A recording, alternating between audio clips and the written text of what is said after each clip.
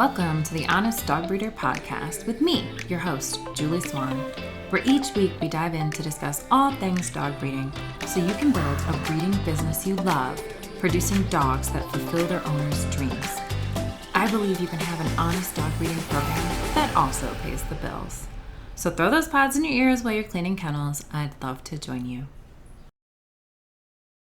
How do you tactfully turn buyers down? You know how it goes. You get a puppy application, you're excited, it's nice selling puppies, and then, you read through it and there are layers of red flags. The people simply aren't prepared for what comes with managing one of your dogs. Now, I believe in giving everyone a chance, at least in conversation.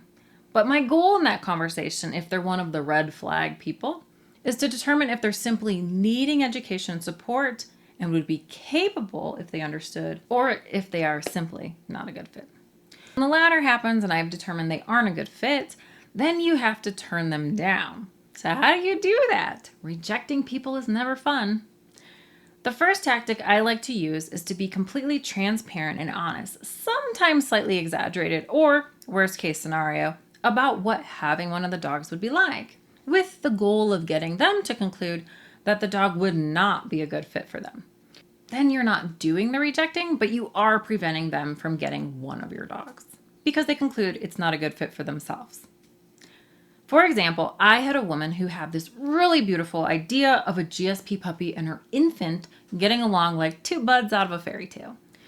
But she was a single mom and worked all the time and didn't have support from the child's father.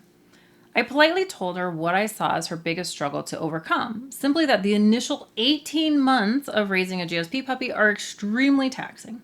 I explained how the dogs aren't mean and wouldn't bite her baby, but they'd probably knock him over repeatedly.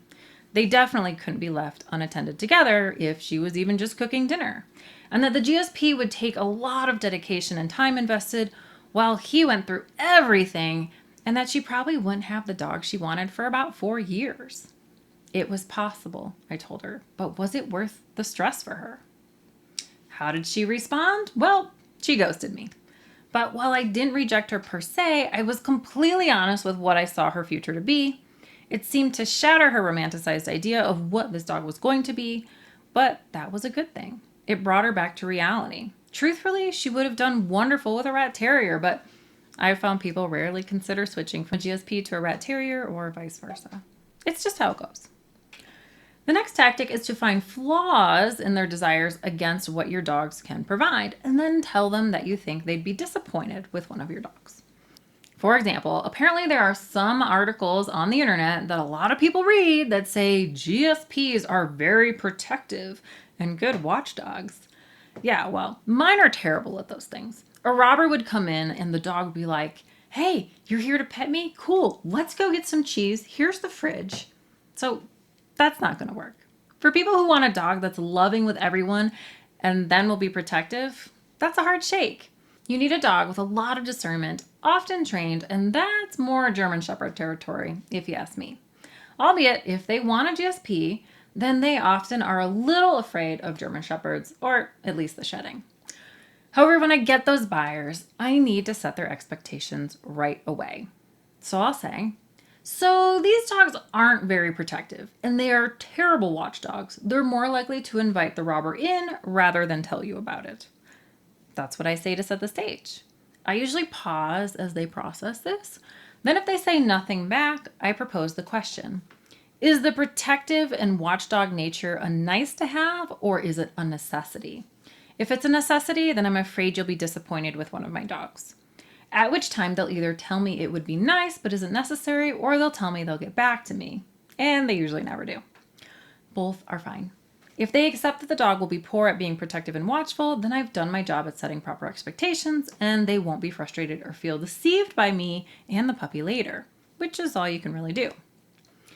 If none of these tactics work, which generally they do 98% of the time, at least for me, then you can always opt for the vague but effective, "I'm sorry, I don't think my dogs will be a good fit for you."